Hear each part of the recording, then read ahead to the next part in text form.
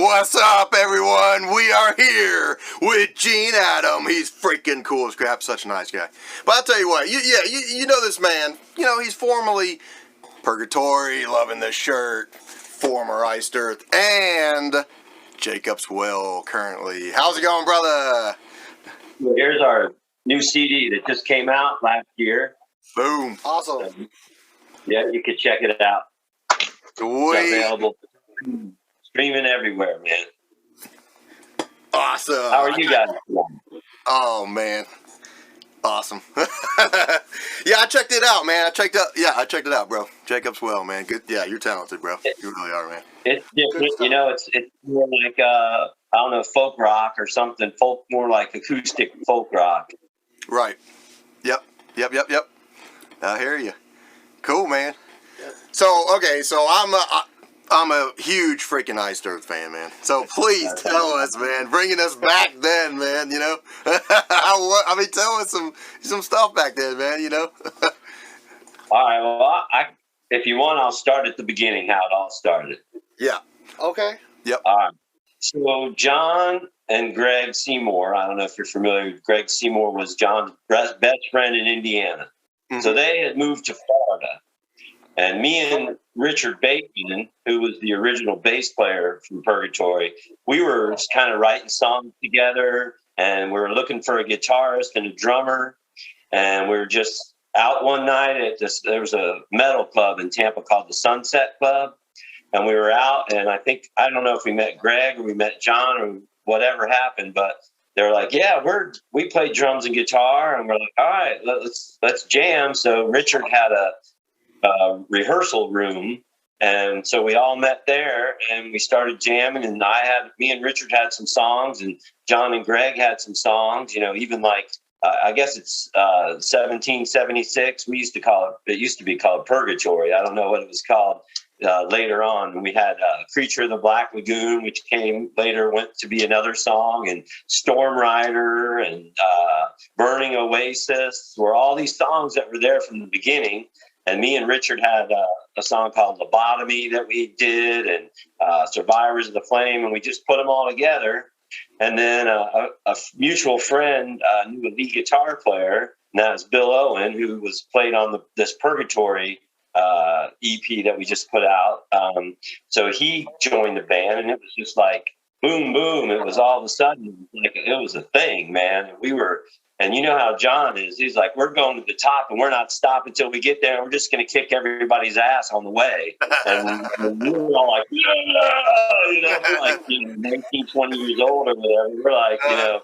Yep. So we worked hard. We practiced, you know, like every night. We'd go out and party and stuff. But when it came to the music, it was serious, you know. And we worked hard.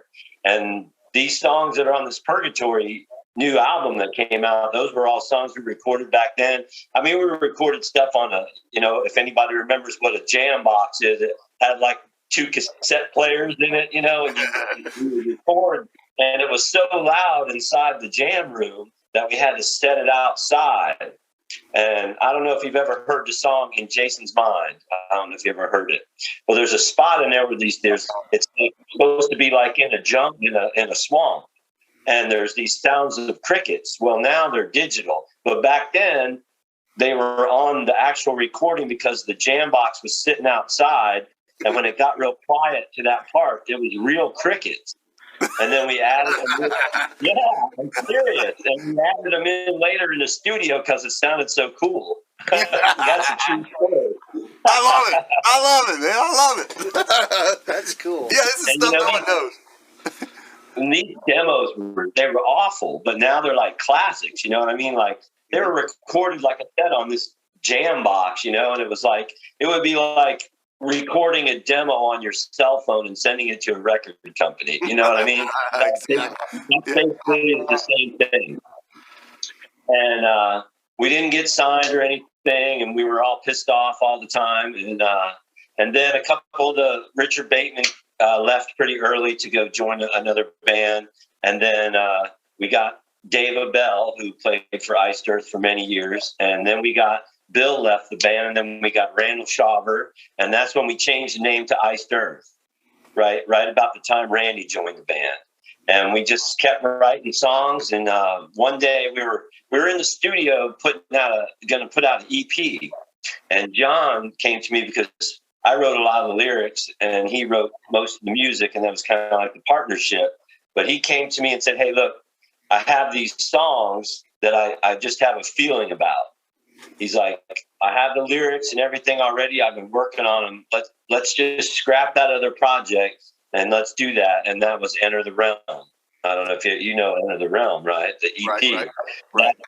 That we recorded that and we sent that out to record companies and Rock Hard magazine in Germany. They heard it, and Holger Stratman, was one of the head writers for Rock Hard, still is today. He had a friend, Robert Kampf, who's the head of Century Media Records. And he said, here, check these guys out. And the next thing we know, they were coming to Florida to hear us play live. Awesome. Heck yeah. And that's how we got signed to Century Media Records. Sweet. Well, now, you was talking about at one point when y'all changed your name. Did you know a guy named Tommy Thompson? Yeah, I believe so. The name rings a bell. Yeah, that's a buddy. Yeah, that's a buddy, man. He's over here in Georgia with us. But yeah. Oh, okay. Yeah, he had told me with Iced Earth and everything in Florida, and yeah. Yep. Yeah, we partied a lot with a lot of people, so a lot of names sound familiar, but I don't remember a lot from back then, so things something a little blurry, you know what I mean? I hear you, brother. Okay. I hear you, man. I hear you, man. But yeah, I mean, dude, so tell us, man, obviously when the album hit, man, I mean, shows and stuff. I mean, that's a great album. You know what I mean? Yeah. So we recorded the album, of course, at Morris Sound Studios, and it did really well in Europe and stuff like that. So we were playing, in Tampa, which at that time there was a pretty big metal scene in Tampa. So, there'd be 100, 150 people at the shows and stuff, which was cool. But then, we got signed and we went to tour, and we were playing 2,500, 3,000 people. When we toured with Blind Guardian, and they were real big there. And it was a shock to us that people already knew our music and they sang along with the songs already. We were like freaking out. We're just like some people from Florida that didn't know. It was kind of like being in the Beatles or something. Like we were stars or something. And it was a really great tour, that first tour. And you just know because John and Hansi are still great friends. And they did Demons and Wizards together, and they tour together in Europe whenever they can. So that friendship is still going strong, today. So that's and we just in 2019 they played at the Prague Power in Atlanta. Uh-huh. Yeah, me and Bill went up there and we met Hans. We got to see Hansi again and Marcus and all those guys from Blind Guardian that were playing with Demons and Wizards. So that was kind of cool. We got to hang out. Awesome. Very cool, man. Honestly, uh-huh.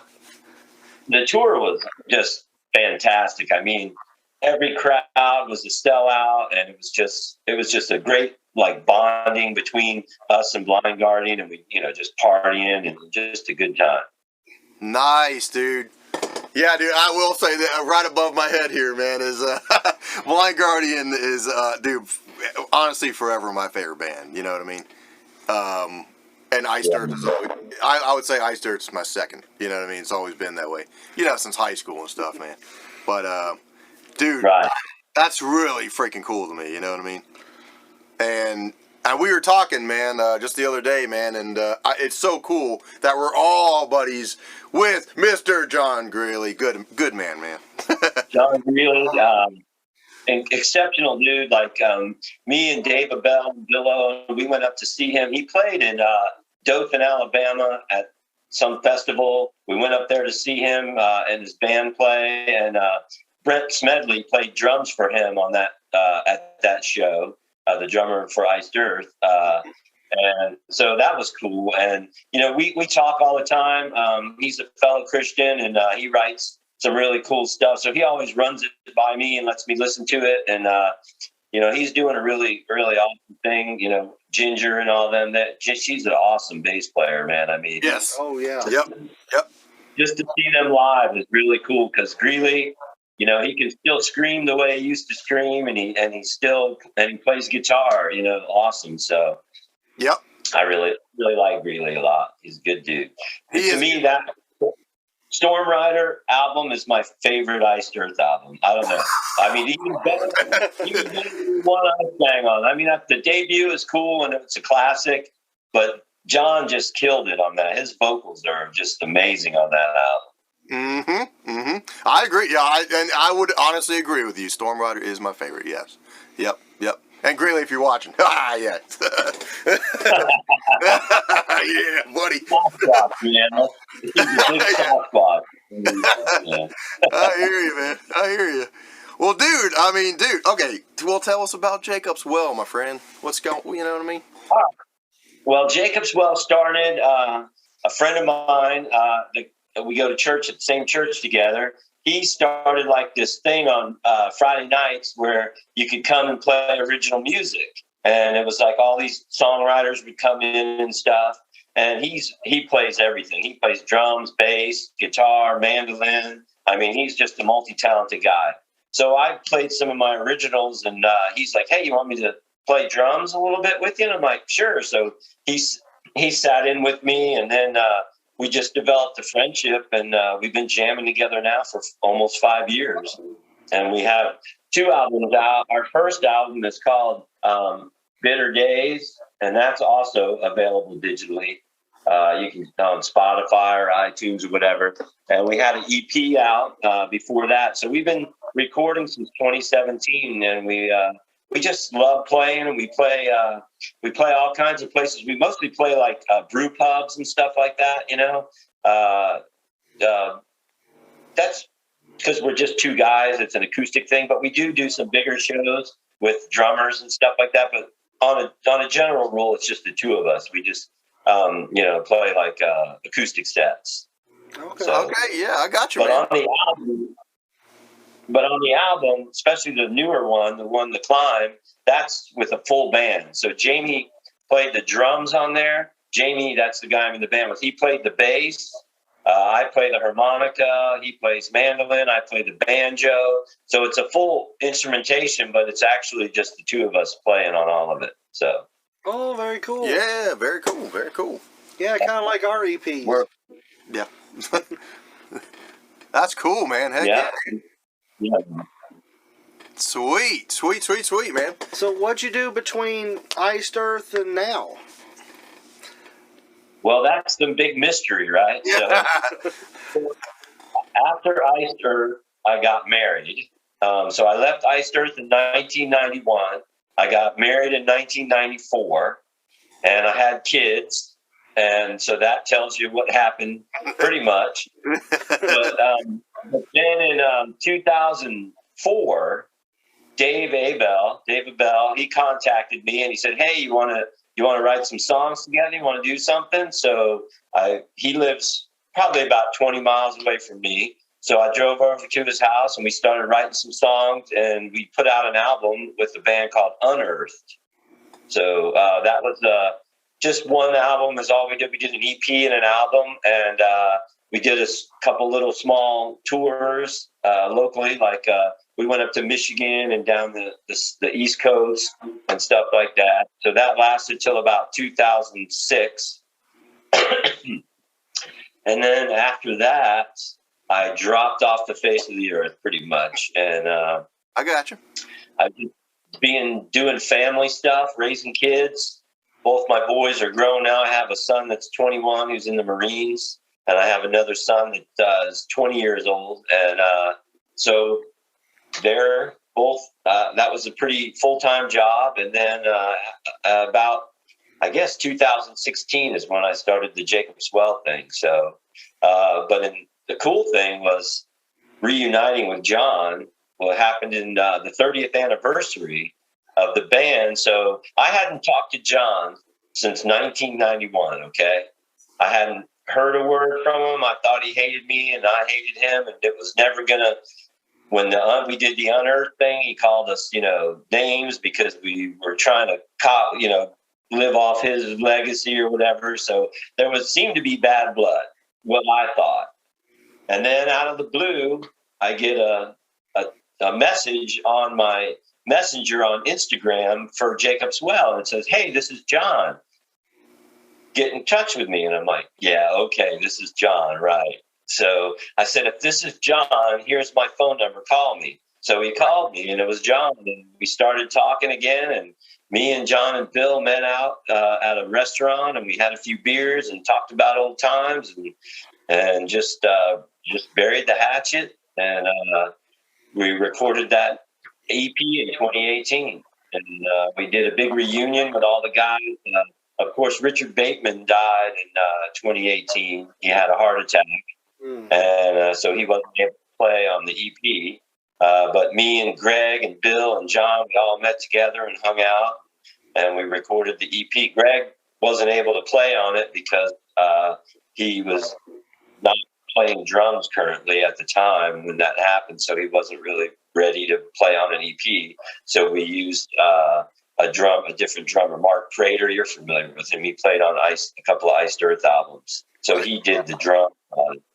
But we did a reunion as far as sitting down and hanging out and just mending old times, and mending the fences, basically. So, and we've stayed friends. And, even when John had that issue that happened, in 2020 or whenever that was, I can't even remember now.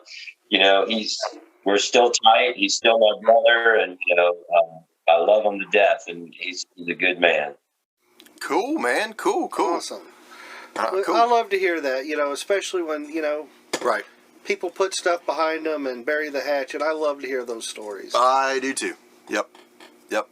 We went through too much, and we just, we were brothers, man. Whatever happened, and whatever reasons things fell apart, they fell apart. But deep down, we did so much together, just bonding and just, stuff we went through together. It's something that will never go away. I'm still friends with everybody in the band. I'm still friends with Randall Shaver. He actually lives in the same city as me. Me and David Bell, we see each other all the time. So I'm still friends with everybody. The only person that I don't know if I haven't even friends with John Greeley. So I even know Brent Smedley. So these are all friends of mine. So, it's like a brotherhood that I guess it kind of joins us all together. Dude, I freaking love it. I love it, man. Awesome. It really is awesome, man. And yeah, I love it, man. I love it, man. Well, dude, you mentioned Schaefer, man. I'll tell you what, his gallops were a huge influence on mine for guitars and crap, man. If you go on YouTube, and there's a video of us playing at the first gig we ever did. I don't know if you've ever seen it. It's like a bootleg video, and it's at John and Greg's apartment, and we're just playing in the living room of his apartment. And dude, he had that stuff. He was 18 years old, had just turned 18 years old, and like Storm Rider and all that stuff. He was playing that back then, dude. He had that same thing going on. You can watch the video and see it. Some people say, "Oh, that's whatever." Dude, he's always done that. Nobody taught him how to do that. He learned that all on his own, man. Nice. Wow. Nice. That is so cool. Yeah, he really was. When we first met him, we were just blown away. I mean, we were like, this dude is like a freak, man. Like, he was faster than James Hetfield, you know what I mean? And like, Metallica was huge at that time. And just hear what he was doing. And, that's all just down picking. That's not up and down. That's just straight down picking. Yep. And it's just like a nerve. It's like his wrist doesn't even move. It's just like a nerve. It's crazy. I hear you, man. Well, Mr. Gene, you, my friend, of course, All right, vocalist. So, who are your influences, my friend? Wow. So I'm pretty old. So my influences go way back. Like, of course, Robert Plant, like Zeppelin was probably when I was in high school. That was the band that was huge, And living in Florida, I'm highly influenced by Southern rock, Molly Hatchet, Leonard Skinner, or, Ronnie Van Zant. All those guys are big influences. But as far as metal goes, I guess the first singer that ever blew me away was Rob Halford. Good song. I bought the Dreamer Deceiver, Sad Wings of Destiny album, and that song, Dreamer Deceiver, man, I can still listen to that and just put headphones on and just melt in that song. Later on they might have gotten a little bit, commercial or whatever, but then Painkiller came along and, he just killed it on Painkiller. So he was my first influence as far as, someone I wanted to be like. And then, of course, Ronnie James Dio is just, somebody I knew I could never be like was Ronnie James Dio. That dude is a freak. I saw him in concert back, in the early 80s and stuff. And just amazing live. And Bruce Dickinson and, just so many great singers back then in the 80s, and they all were influences, even James Hetfield was an influence as far as, I have a lot of influences, but I didn't really try to ever sound like somebody. I never, like you probably heard before, he never would take singing lessons or whatever like that. I really didn't care, man. I was a metalhead, and I wrote lyrics, and I just wanted to scream and sing them and do metal. I didn't think about singing. I mean, John asked me, you should probably take singing lessons. Yeah, if I had an extra $100 around, I'd take some singing lessons. But money was tight back then. Sure, I probably could have done less drugs and spent money on singing lessons, but they weren't as fun. So, but, I just wanted to express myself, and I would listen, I'd put the headphones on and sing along with, Priest albums and stuff like that. And I guess that was kind of how I got my sound or whatever. And some people say it sounds a little bit like King Diamond or whatever. And, he was a big influence too.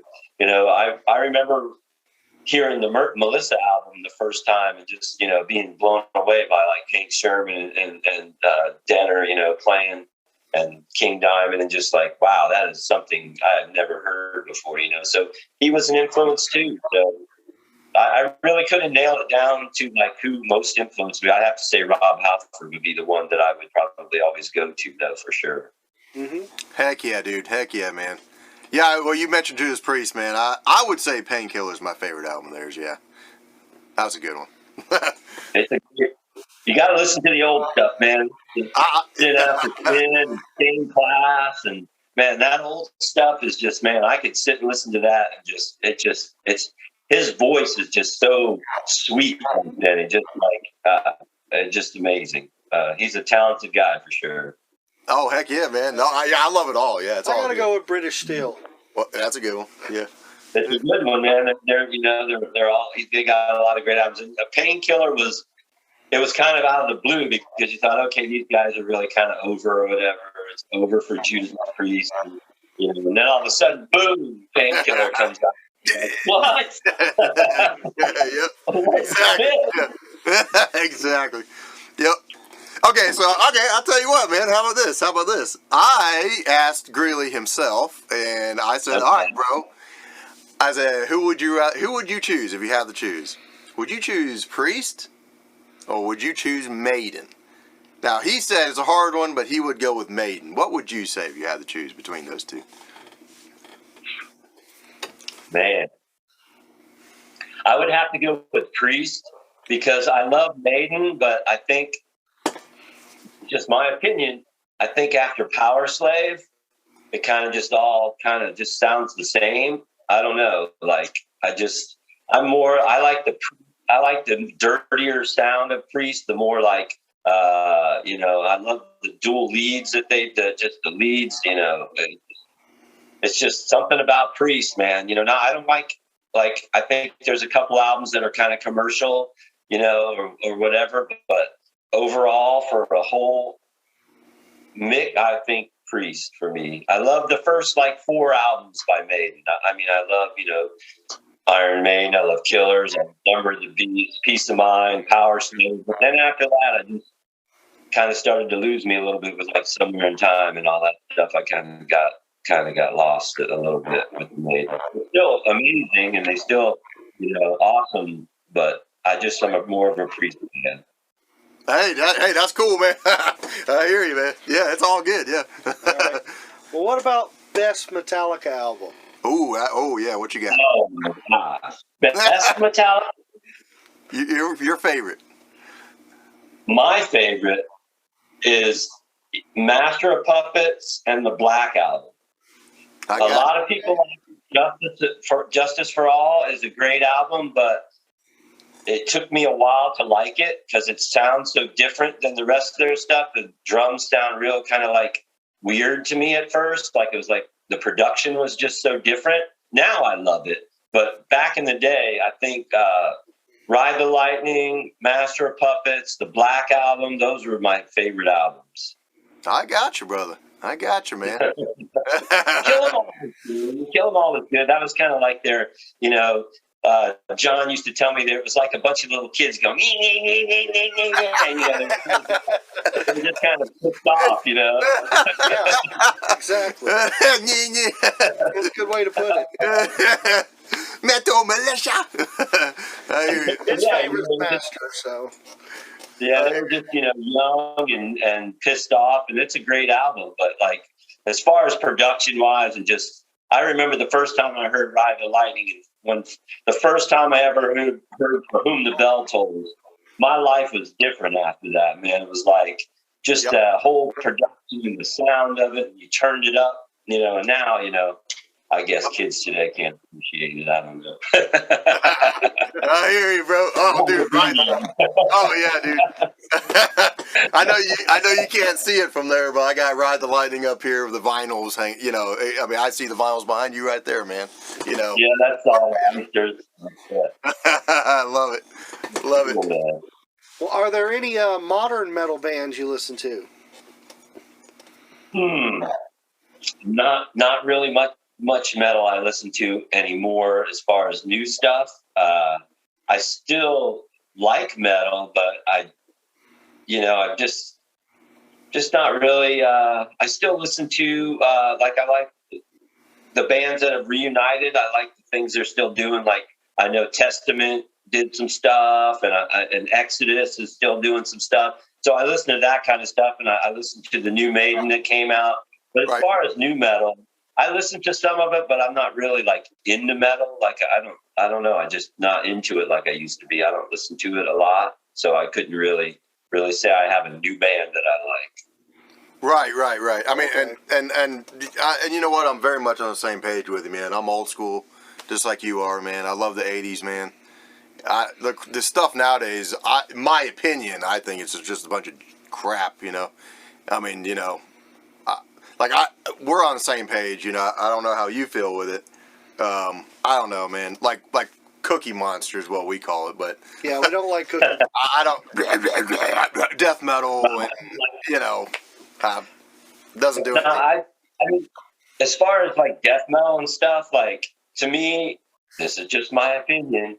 It all sounds the same. I mean, there's great death metal bands I guess you can't really call Slayer a death metal band, but I always loved Slayer. But I I used to like Destruction back in the day. A lot of different death metal bands.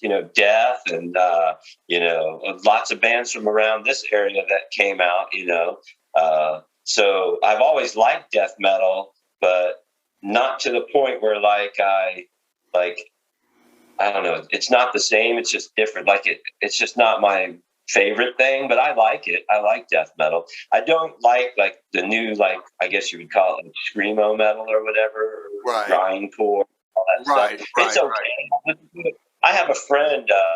I'll give him a plug. His name is Aaron Bridgewater. He plays in a band called As They Sleep. And they're kind of like a grindcore band, and they're really good, really talented guys. So he's turned me on to a lot of new stuff that I wouldn't normally listen to, and it's all good. I just don't really follow it like I used to. I mean, I'll listen to it and bang my head with it, but it's just not like I don't seek it out like I used to. You know what I mean? I got you. I hear you. That's what I'm trying to say is I'm old now. Hey, I'm old. I'm an old fart. I love the 80s, man. I just freaking love it, He's one of the youngest old farts I ever knew. Yeah, I mean, he knows. He knows. I am 100% all about 80s thrash. I mean, you said it, man. Testament. I freaking love Testament. Right. Overkill, Testament, Slayer, those are the bands that I loved and I still listen to. And if somebody turns me on to a new band, I'll listen to it and it probably sounds good. I don't really follow any new bands. You know what I mean? Is what I'm trying to say is, I just like the old stuff, man. I mean, I even like Celtic Frost and stuff like that. That old stuff like that, Venom and all that stuff was just different. I don't know. Every band was different. They all had their own sound. You know what I mean? I hear you. So I don't know.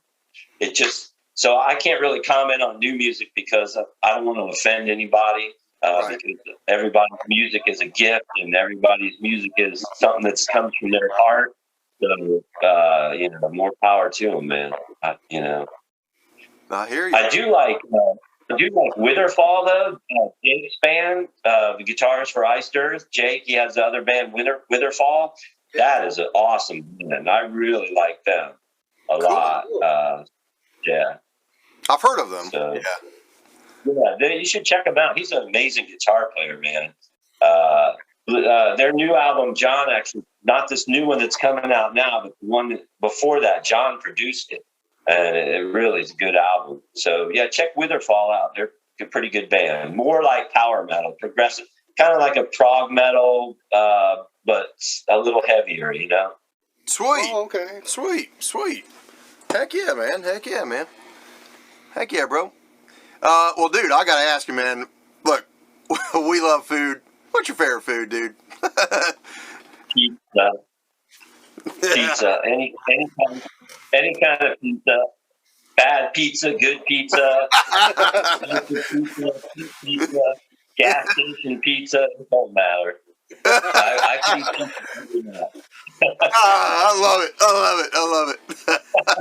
Who was it that said even bad pizza's good? Yeah, it's like any day fishing is a good day or whatever. Well, any pizza is a good pizza, man. I've eaten a lot of pizza in my day. When I was in Iced Earth and I was broke, I'd buy those, $1.25 Tortino pizzas. I would eat that. Those are great, man. I hear you. Oh, I still eat those. Oh yeah, those are good. Yeah. That's what I'm saying, man. They're still good. I love it, man. I love it. Well, okay. Well, if you had to choose, what's your favorite crust on a pizza? I like a New York style pizza, like in a pizzeria, just the real thin, crust, like you fold it in half and the cheese is going off of it. That's my pizza right there. If I had my choice. Sweet. But the cheese is like bubble gum almost. You know what I mean? Yeah. I hear you, man. Heck yeah, man. Heck yeah. Yeah, we're down with some pizza too. We'll have to get together and have some pizza and beers one night, man. Oh, there you go, man. Great. I'll be real with you. I don't like beer, but I'm down with the pizza, though, man. All right, man. We'll work that out. I hear you, man. Well, dude, speaking of drinks in general, though, I got to ask you. I actually ask this all the time to people, man. Do you like eggnog? I have to cut it with milk. I can't drink it. I have to put some milk in there to water it down a little bit. It's not bad. It's not bad. I never thought I'd be asked that question, but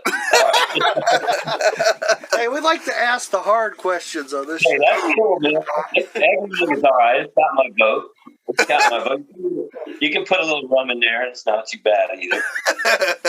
I hear you, man. I hear you. Yeah, he tried it. I had him try it about, maybe I'd say a year ago, something like that. It was about a year ago. Yeah, first time. He didn't care for it, but I've noticed a lot of people don't like it, but that's okay, though. You know. I like it, but like I said, I gotta water it down a little bit with some milk. I got you. Yeah, it's really thick. Yeah. I hear you, man. Well, dude. All right. What do you like to do in your spare time, bro? Spare time. Let's see. Well, I play music a lot, so we do that a lot. And I have this room that I'm in now is kind of like my little studio. So I write a lot of songs. We go kayak. I live in Florida, so we go kayaking a lot, me and my wife, and I go fishing a lot. I love to bass fish. So pretty much every Saturday and Sunday morning when the sun's coming up, I'm out bass fishing. Awesome. So those are the things I like. I'm kind of a Southern guy. I'm a Florida boy. I've lived here my whole life. So that's, I'm all about barefoot fishing and pickup trucks and all that stuff. I hear you, brother. Hey, there's nothing wrong with that. Yep. There's nothing wrong with that. Just got to give a shout out to our governor, DeSantis, man. He's the man. He got us. We're living free down here in Florida, man. Cool, man. Cool, brother. Cool, man. Heck yeah. I like Florida, man. What part in Florida are you in, man? The Tampa area. Oh, okay, that's right. Tampa, yeah. Oh, okay. Yeah, Central Florida, right off the water, right off the Gulf. Sweet. All right. As a Southern man that's into the outdoors and stuff, what's your opinion on Sasquatch? You mean besides Steve Greeley?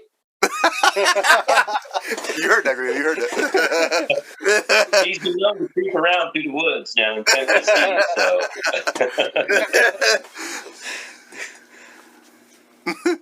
I don't put it out of the question, but I just think after all these years of searching, we'd have a little bit more evidence, maybe some Sasquatch poop somewhere, or like, Sasquatch something somewhere, some remains, something. I won't rule it out. Like, it's possible for sure. I just think by now there'd have been a little bit more evidence, but I got you. I don't know. I hear you. Fair enough. That's kind of what I think too. But I want to. No one's ever found a dead one anywhere. There's no bones. No one's ever found any Sasquatch bones or Sasquatch poop or I don't know. A random foot. It's going to take more than a random foot at this point to convince me. I got you. Yeah, I got you. I want to believe, but I'm with you. I would like to believe that there is one. I would like some real hard evidence, though. I'd like to really get behind it. I hear you. I do know. My dad told me one time, and it was a buddy of his, and he was a sniper in the Army. But I can understand both of you guys for that. For that, I respect that. I guess you could say I believe, but I can understand where you're coming from too. But my dad said that his buddy was out there hunting in the woods, way the hell out there, But he said he was out there and he saw, I don't know, maybe 60 feet away or whatever it was, but he saw a big ass freaking hairy 8 foot tall, and he said nothing really scared him, but that scared the shit out of him, So it's like, yeah. But what was it? But he said that man did not lie about anything. So I was like, it has you wondering what the hell was that? I don't know. But he said all that evidence. I mean, there's no evidence, but you have all these stories. Right. That's what. I've been out in the woods hunting, and I've been out in the woods camping and stuff, and I've heard a lot of stuff. I've heard all kinds of different animals and stuff like that. If I heard what they say it sounds like, it'd probably scare the shit out of me. I'm not lying to you. I'd probably, it'd make a believer out of me probably, but I haven't heard it, and I haven't ever, seen enough evidence on TV or videos or whatever on YouTube. I've seen some evidence, and it all seems kind of okay. I don't know. I just want to. I want to find someone. We found a dead Sasquatch, or we found, we caught one pooping behind the bush, and we took a picture of him. Something. Where do they hide? I mean, where's their hiding place? That they're so. I mean, people explore the woods. I mean, they got to have. It's a big animal. There's got to be like a family of them hiding some. There's not just one Sasquatch. He's got to have a mate, and they got to have babies. And unless some people believe they're aliens, and that's a whole nother realm that I don't want to get into. That's true. That is true. There's that whole side to it I don't want to get into. I hear you. Yeah, I hear you, brother. Yeah, but we have to ask that, because of Greeley, and we've made a few videos about Sasquatch, so yeah. Oh yeah. Yep. We have fun doing that with him, yeah.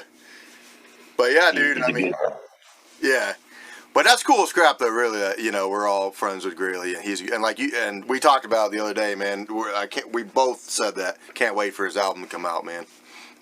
Yeah, man. He sent me a song. Did he send you guys the song? Yeah, from dude. the new album.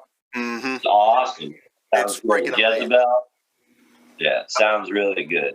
Yep. The production is really good on it, man. Yep. Exactly, man. Yeah, I can't wait for that. Yeah, dude. Heck yeah, man. Well, dude, okay. Well, how about this, man? You're a vocalist. What kind of mic you use, man?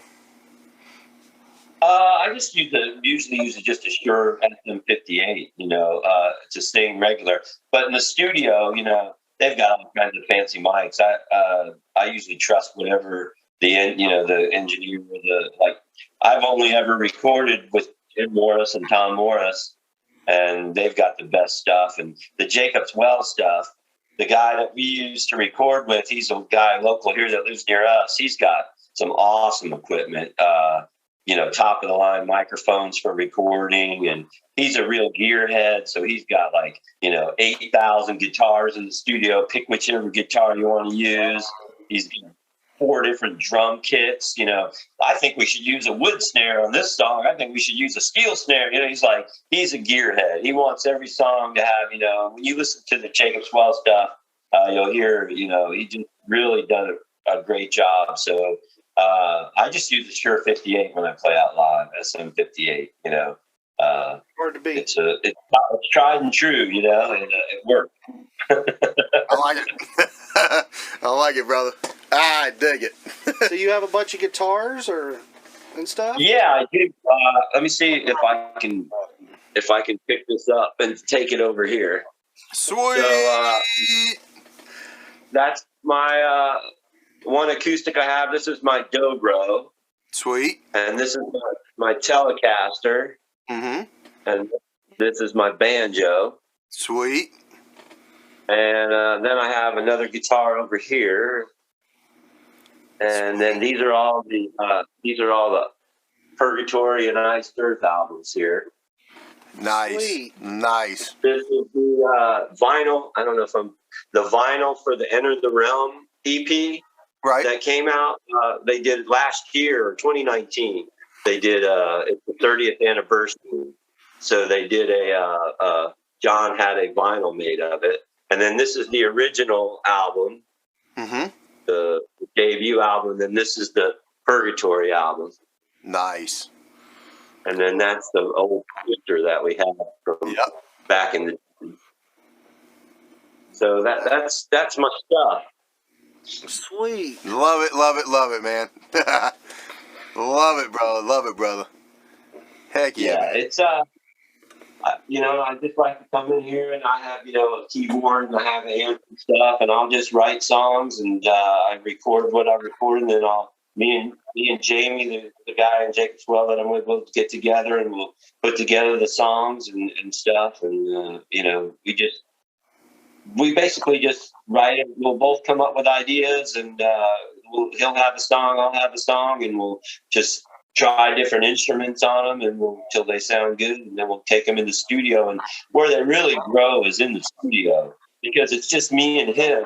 So we have a lot of ideas, and we'll like play the song the way it's written, on acoustic guitar, and then we'll just build on it. And let's add some mandolin, let's add some, keyboards here.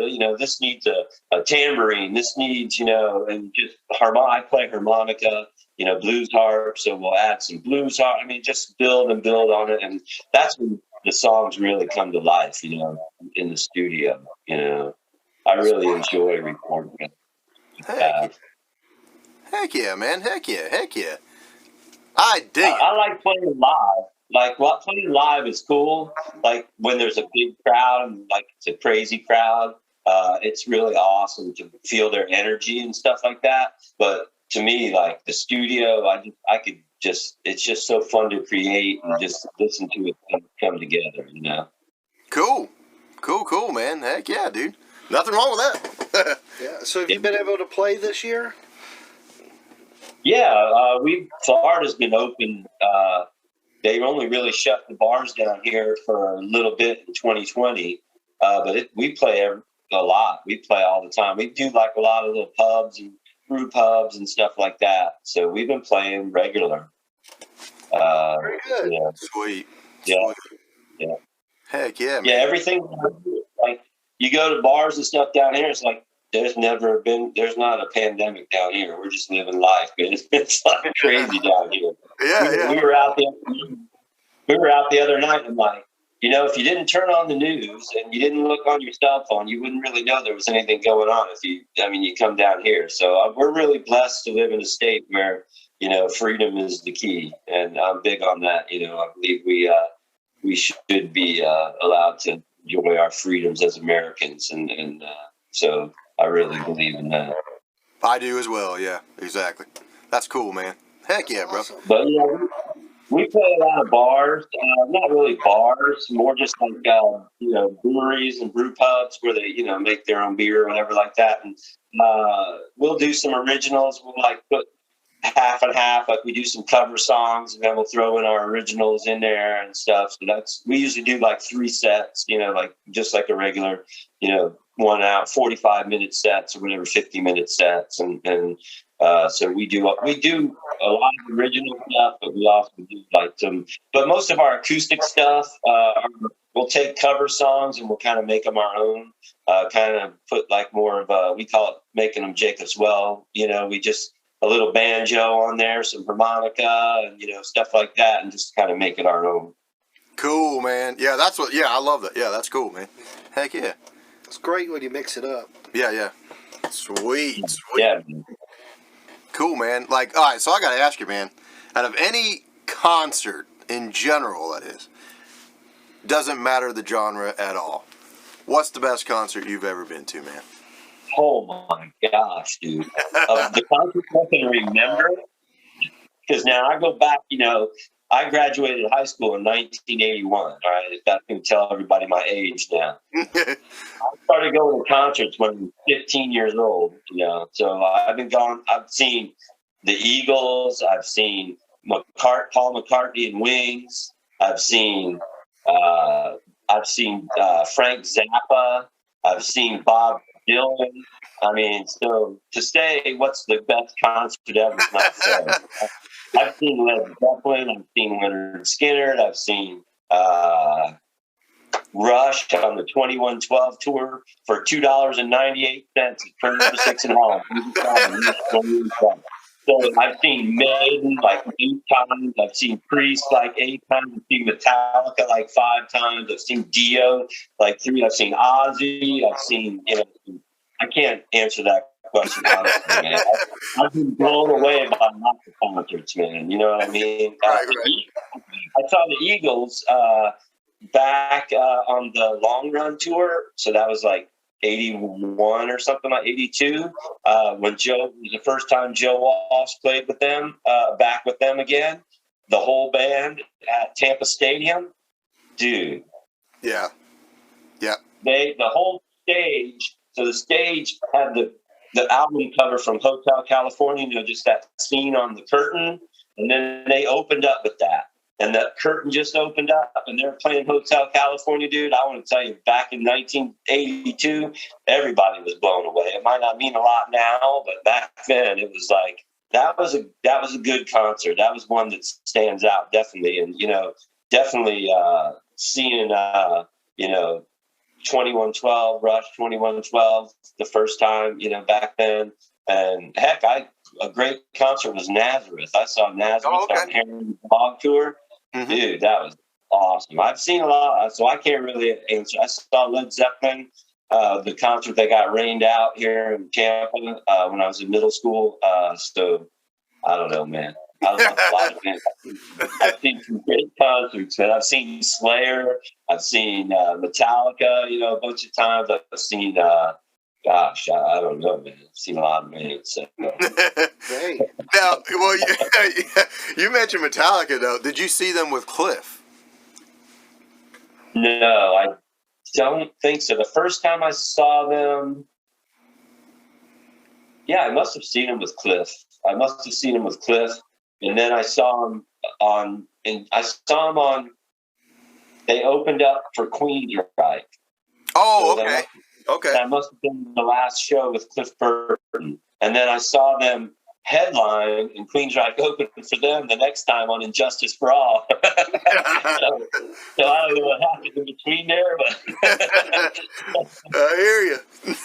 But yeah, I saw when Jason Newsted first joined the band. That was Injustice for All, that album. I saw that tour, and then I saw a tour before that, which must have been Master of Puppets. Oh, okay. Or Master of Puppets, I guess I saw. Nice. I don't think I saw him before that. I saw him at some big concert with the Scorpions at Tampa Stadium. Oh, okay. So that might have been Cliff Burton too. That was like a rock Super Bowl thing or something with Van Halen and the Scorpions and Metallica. So yeah. Yep. So, I heard about that one actually. Yeah, I did hear about that one. Yeah, that was some good shows, man. For Injustice for All was a great tour, man. That was a great stage show and everything. That was really good. I mean, I learned to love that album. I love it now, but when it first came out, I didn't really care for it too much because I was so into the, you know, Ride the Lightning and Master of Puppets, you know. But now I can appreciate it a lot. But they put on a great show, man. I've seen them. They're great in concert. I've seen them like 5 times. Dio was a great concert, the Lasers and stuff like that, you know, and just Black Sabbath and, you know, so many great. I can't pick one. Sorry. Hey, I like it. It's all good. Yeah. Yep. Heck yeah, man. Well, that's cool. I mean, yeah, man, that's crazy, man. With Cliff obviously going, man. Yeah. I heard that it was going to be Kirk Hammett, but they switched to like a last minute kind of thing. That's what I heard. Like, yikes, you know. But wow. Yeah, it's like just imagine Kirk. Like, they were going to swap bunks. Yeah, Yep. I mean, just imagine. Golly, I just imagine Kirk's mind with that. Like, oh God, man, that's a close one. That would have been a big difference in the band. I mean, Cliff Burton was, you know, amazing, but still, it's bass, and you know, bass is an important instrument. But that Kirk Hammett sound on lead guitar, that would have changed the sound of Metallica forever. I mean, losing Cliff changed the sound, but losing Kirk would change the sound way more. I think. Yeah, I got you, man. I got you, Kirk Hamster. I hear you, man. Well, I mean, if you had to choose who's some of your favorite guitarists in general? Favorite guitarist. You know, it's people always give me crap over this. Vivian Campbell, man.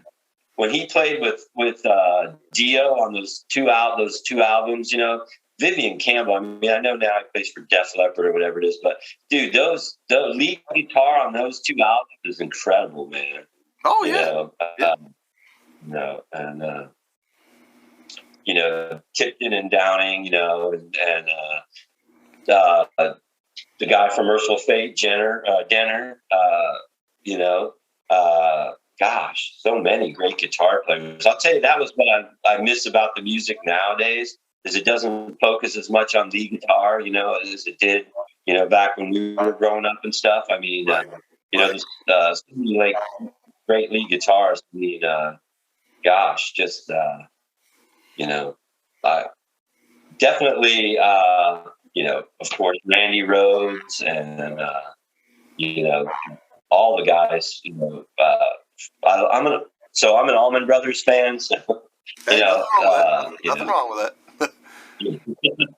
So definitely though, as far as the guitarist that, stands out is definitely like Rick Sherman, from Merciful Fate, is probably one of the best, the guitar work on that Melissa album, Denner and Sherman. If you go back and listen to that album, I don't know if you have that album, look it up on wherever, YouTube, Spotify, whatever. Go back and listen to the guitar work on that album. It's amazing. So I'd have to say those two guys, that sound, was definitely, the guitarist that really, like, I was like, wow, that guy's really amazing, Mm-hmm. So, Mm-hmm. and Don Mag, and there's a million great guitarists, but as far as one that really stands out, it has to be that, and just Judas Priest, just Glenn Tipton and KK Downing, and just amazing, Yep. So those four, Sherman, Denner, Downing, and Tipton. All right, there you go. I got you. I got you, brother. I got you. That's a good list. Oh yeah, that's a good one. Yeah, absolutely. Yeah. And Tiki Bass. I hear you. Yeah. I think one that is way up there in general. That is way the hell up there, because the different styles he does is incredible to me. Is you already know, dude, Richie freaking Blackmore, man. You know what I mean? Oh yeah. I mean, yeah. Yeah. I mean, I've heard he's got a real bad attitude or whatever. There's problems with him, but I mean, you just go back and like listen to. I mean, even the old stuff. When he was in Rainbow or whatever, it's just amazing, man. Definitely amazing. He's okay. Let's add him to the list too. Yep, pop him in there. Yep. Surprised you ain't to mention George. It's so hard to pick one, but gosh, especially that genre of music, metal. There's so many just amazing guitar players, and this is going to probably put me in a bad light right now, but I'm gonna just go ahead and say it. Growing up, and a lot of those crappy hair bands, like Poison and all them, and some of those guitar players were freaking amazing, man. Like you listen to some of the lead guitar players, like I don't even know their names, like Cinderella and all those different bands. There were some really good, talented guitar players in some of those bands, some of that, like I liked the LA Guns back in the day, Tracy Guns, and all those. And there were some good, in that era, there were some really good, I thought, lead guitar players. I didn't really care for that kind of music, but I liked the guitar, a lot of good leads and that stuff. Really, you could tell they were good players. Right, exactly. And actually, Jacy just said right now is one of my favorite solos, like you just said, the hair metal stuff and all that. But like you said, I don't care for that as much. But like you said, the solos though, man. But one of my favorite solos, literally of all time, is actually Dokken, man. Was George Lynch. Yeah, George Lynch is incredible, man. Uh-huh. And I'm not a big Dokken fan either, but he's an amazing guitar player. I saw them with that concert with Scorpions and Metallica and all that. They were great live. I never really was into them that much, but definitely George Lynch is an incredible guitar player. Exactly, man. Yeah, exactly. The song "Heaven Sent" of Dokken, and I fully agree with you. It's not like I don't like when they sing about girls and all that. But in general, when you hone in on them solos, good lord, that thing is freaking ripping. Yeah. Yeah, I mean, and they all had those Jacksons with those Floyd Roses on them, and they were just tearing that stuff up back then. I mean, there's a lot of good guitar players out there wasted their talent in hair bands. Yep. Hey, they got a lot of shit, and that's all that mattered to them at that time. I hear you, brother. I hear you, man. Well, dude, you know what, man? I'll tell you what, Gene. I mean, truly, we certainly majorly appreciate you talking with us, man. Seriously, dude. It's been a pleasure, man. I mean, truly, man. It's an honor, and we really appreciate that, man. It means a lot. Thank you very much, man. Absolutely, brother. Absolutely. I'm a big Iced Earth fan. I'm freaking psyched about talking to you, man. Awesome, dude. That's cool. Thank you guys for having me on, and we'll talk again, man. Let's talk again. Sounds good, brother. All right, man. You take it easy, brother. Man. All right. Okay. All right. God bless, man. God bless. God bless you. The Henry-Kern Show would like to thank our friends Kruse Effects, Slip Trick Records, Pick World Guitar Picks, and of course, Nebulous Music Studios in Royston, Georgia.